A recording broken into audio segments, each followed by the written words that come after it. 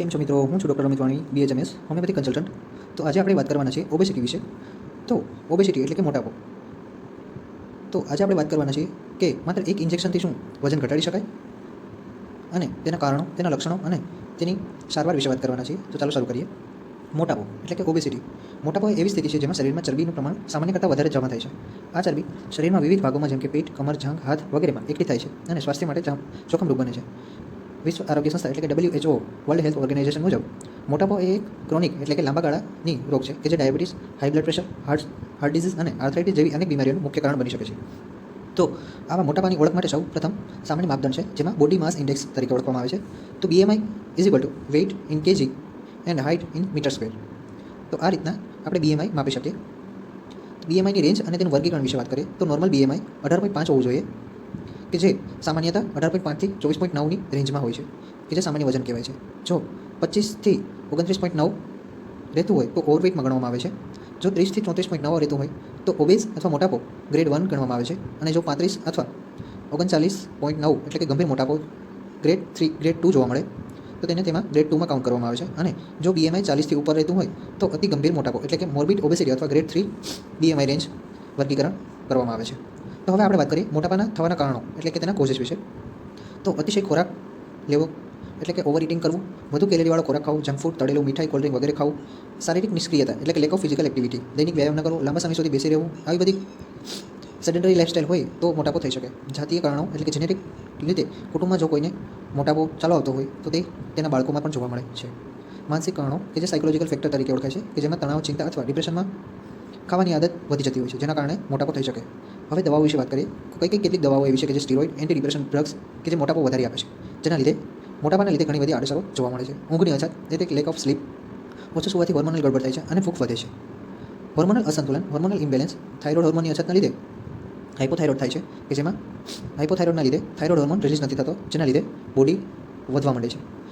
Polycystic ovarian syndrome કે જે મુખ્યત્વે ફિમેલમાં જોવા મળે છે, કે જેના લીધે હોર્મોનલ ઇમ્બેલેન્સના લીધે માસિક અનિયમિતતાઓ, શરીર ઉપર વાળ વધવા અને મોટાપો જોવા મળે છે, જેના લીધે ઓબેસિટી અથવા તો પોલિસિસ્ટિક ઓવેરિયન સિન્ડ્રોમ ગણી શકાય છે. મોટાપાના લક્ષણો વિશે વાત કરીએ તો શરીરનું વજન વધવું, કમર અને પેટ પર ચરબી જમા થવી, થાક લાગવો, શ્વાસ લેવામાં તકલીફ પડવી, ચાલવામાં ધીમાપણું થવું, વધુ દમો આવવો, કપડાં ટાઈટ થવા, આત્મવિશ્વાસમાં ઘટાડો થવો, કોઈ પણ બહાર જવા વખતે આત્મવિશ્વાસ ખોરાવો કે જેવા મોટાપાના લક્ષણો હોઈ શકે છે. જટિલતાઓ વિશે વાત કરીએ તો તેના કોમ્પ્લિકેશન શું હોય છે? મોટાપાના લીધે ઘણા ગંભીર રોગોનું કારણ બને છે, કે જેમાં અંગ અને સિસ્ટમ એટલે કે સિસ્ટમેટિક બીમારીઓ જોવા મળે છે, જેમાં પેલું આવે છે હાર્ટ. તો કે હૃદયના લીધે બ્લડ પ્રેશર અને હાર્ટ એટેકના ચાન્સીસ વધારે જોવા મળે છે. મેટાબોલિક ડિસઓર્ડરમાં ટાઈપ 2 ડાયાબિટીસ જોવા મળે છે.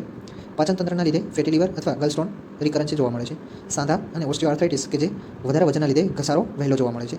શ્વસનતંત્રમાં સ્લીપ એપનિયા એટલે કે ઘાટી ઢાંકણ બંધ થઈ જવાથી અથવા તો કે જે પાછળનું ઘાટી ઢાંકણ હોય છે, સૂતી વખતે જીભ પાછળની બાજુ જોવાથી શ્વાસ લેવામાં તકલીફ પડે છે, કે જેમાં નસકોરા બોલે છે, જેના લીધે સ્લીપ એપનિયા જોવા મળે છે, કે જે ઓબેસિટીના કારણે જોવા મળે છે. પ્રજનનતંત્રમાં PCOS અને ઇન્ફર્ટિલિટી પણ જોવા મળે છે. માનસિક ડિપ્રેશન અને આત્મવિશ્વાસની અછત જોવા મળે. તો હવે તેના ડાયગ્નોસિસ એટલે કે નિદાન વિશે વાત કરીએ તો તેનું BMI માપ સમય અનુસાર માપતું રહેવું જોઈએ, કે જેના થ્રુ આપણે ખબર પડે કે આપણું વજન રેગ્યુલર છે, સામાન્ય છે કે નથી સામાન્ય. વેટ સર્કમ્ફરન્સ પુરુષમાં 102 સેન્ટીમીટર કરતાં વધારે અને સ્ત્રીઓમાં 88 સેન્ટીમીટર જોખમ સૂચવે છે. સ્કિન ફોલ્ડ થિકનેસ ટેસ્ટ આવે છે, કે જે આપણી ચામડી કેટલી જાડી છે તેના ઉપરથી ચરબીની માત્રા કેટલી છે તેના ઉપરથી ખબર પડે છે. બ્લડ ટેસ્ટમાં blood sugar, cholesterol, liver function અને થાઇરોઇડ ટેસ્ટ કે જે ઓબેસિટીના કોમ્પ્લિકેશનના કારણો જવાબદાર છે. હવે તેને ટ્રીટમેન્ટ વિશે વાત કરીએ તો આપણી ડાયટ પ્લાનમાં શું ફેરફાર કરી અને ઓબેસિટીમાં ઘટાડો કરી શકીએ છીએ. તો આહાર સુધારામાં ઓછું તેલ લેવું, મીઠું અને ખાંડ ઓછી લેવી, ફળો, શાકભાજી, દાળ, અનાજ, દૂધ જેવી પૌષ્ટિક વસ્તુઓ લેવી, દરરોજ 8 થી 10 ગ્લાસ પાણી પીવું, ફાસ્ટ ફૂડ, કોકોકોલા, પિઝા, બર્ગરથી દૂર રહેવું, નિયમિત વ્યાયામ કરવું એટલે કે એક્સરસાઇઝ કરવી, રોજ 30 થી 45 મિનિટ વોકિંગ કરવું, યોગ અથવા સાયકલિંગ, સૂર્ય નમસ્કાર, પદ્માસન, તાડાસન, ભુજંગાસન લાભદાયક વર્તે છે. જીવનશૈલીમાં ફેરફાર શું કરી શકાય? તો કે નિયમિત સમય પર ખાવું અને સૂવું, ટીવી, મોબાઈલ પર લાંબા સમય સુધી બેસવાનું ટાળવું, તણાવ ઘટાડવા ધ્યાન રાખવું. દવાઓમાં વાત કરીએ કેટલીક દવા જેમ કે ઓલિસ્ટેટ ડૉક્ટર સલાહ મુજબ વપરાય છે. આ દવાઓ ચરબીના શોષણને ઓછું કરે છે.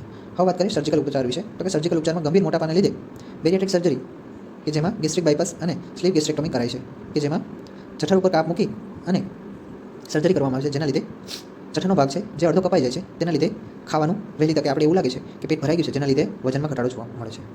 હવે નવી ઇન્જેક્શન પદ્ધતિ વિશે વાત કરીએ તો પેલું છે વેગવી, કે જેમાં સેમિગ્લુટિડ હોય છે.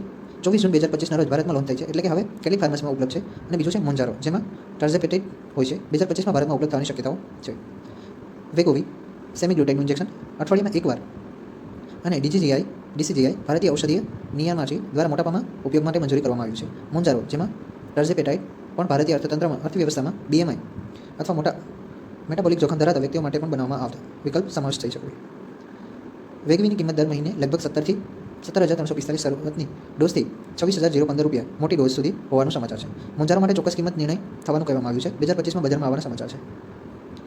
2025માં ન્યૂ કોમ્પાઉન્ડ્સ તો કે પેલી છે રિટાટ્યુડિન એટલે કે ઇલીલીલી weekly injectable ટ્રાય-એગોનિસ્ટ phase 2 and follow-ups show exceptional weight loss, large percentage body weight reduction over 24 to 48 weeks. Not yet an approved product as of 25 to 125, continuing in the later stage trial. Amycretin, GLP-1 plus Emeril candidate, Novo Nordisk, mid-stage trial in 2025, saw strong result and plan to move to phase 3. This represented a different dual hormone approach. Amylin added static and slow gastric emptying further. હવે તેની mechanism of action વિશે વાત કરીએ કે તે injection કઈ રીતના કામ કરે છે. તો GLP-1 એગોનિસ્ટ સેમિગ્લુટાઇડ કે જે stimulate insulin when glucose is high and slow gastric emptying and reduce appetite. GIP plus GLP-1 co-agonist tirzepatide combine to incretin pathway for the greater weight loss and glycemic benefit. Tri-agonist retatrutide added glucagon receptor activity to GLP-1 and GIP.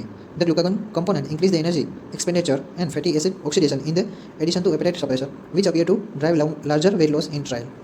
દરેક વ્યક્તિ માટે યોગ્ય કે નહીં કે નિર્ધારિત કરવા માટે ડૉક્ટર અથવા એન્ડોક્રાઇનોલોજીસ્ટ સાથે જરૂરી છે, કારણ કે દવાઓ સાથે વજનવાળું રાહત મેળવવા માટે જીવનશૈલી ફેરફાર, ડાયટ અને વ્યાયામ જરૂરી છે. ખર્ચ વધુ હોઈ શકે છે સહિત ઓફ લેબલ અથવા જૂના પૂર્વ દવાઓ કે બ્લેક માર્કેટિંગ અથવા અનસર્ટિફાઈડ દવાથી દૂર રહેવું. દરેક દવાને લેવામાં પહેલાં સંપૂર્ણ તબીબ ઇતિહાસ એટલે કે રક્તચાપ, લીવર, ગોલબ્લેડર અને ડાયાબિટીસ અન્ય દવાઓ સાથે ચર્ચા કરવી. હવે આપણે વાત કરીએ હોમિયોપેથિક ટ્રીટમેન્ટ વિશે. હોમિયોપેથિક ટ્રીટમેન્ટમાં પહેલી દવા છે કેલ્કેરિયા કાર્બ. ખૂબ ભારે શરીર, પેટ અને છાતી આસપાસ ચરબી, ઠંડુ વધુ લાગવું, થોડું ચાલતા થાકી જવાય, વધારે ભૂખ, ખાસ કરીને અંડા, દૂધ, મીઠાઈ અને સ્ટાર્ચી ખોરાક ભાવતો હોય, ચિંતાવાળો સ્વભાવ હોય તો આપણે તેમાં ડોઝ વિશે વાત કરીએ. 30 પોટેન્સી અથવા 200 પોટેન્સી અઠવાડિયામાં 1 થી 2 વાર આપીશું. બીજી દવા છે નેટ્રોમ્યોર. કમર, નિતંબ અને થાઈમાં ચરબી વધુ જોવા મળે, થોડી વારે મીઠું ખાવાની ટેવ હોય, ઇમોશનલ ઇટિંગ, હાર્ટબ્રેક અથવા સ્ટ્રેસ પછી વજન વધે, ડિસઅપોઇન્ટમેન્ટ ઓફ લવ પછી વજન વધે, અથવા તો એક રૂમમાં બેસી રહેવા પછી માનસિક ચિંતાના લીધે જો આ રીતના ઓબેસિટી વધતી હોય તો આપણે નેટ્રોમ્યોર વિશે વિચારી શકીએ. ડ્રાયનેસ, ચહેરા પર ઓઇલી ટી-ઝોન જોવા મળે.